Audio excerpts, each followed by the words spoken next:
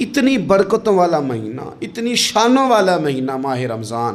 میرے نبی پاک صلی اللہ تعالیٰ علیہ وسلم نے فرمایا شعبان میرا مہینہ ہے، رمضان میرے رب کا مہینہ ہے۔ آپ نے کچھ باتوں کا بڑا ہی خیال رکھنا ہے۔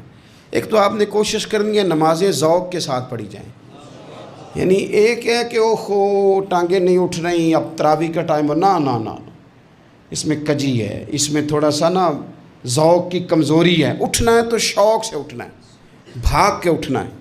آپ نے مسجد کے ساتھ دلچسپی پیدا کرنی ہے، کوشش کرنی ہے مسجد کی صفائی بھی رمضان میں ہمارے ہی سے ہی آئے، اپنے اپنے علاقوں کی مساجد کی صفائی، نماز شوق سے پڑھنی ہے، شوق سے۔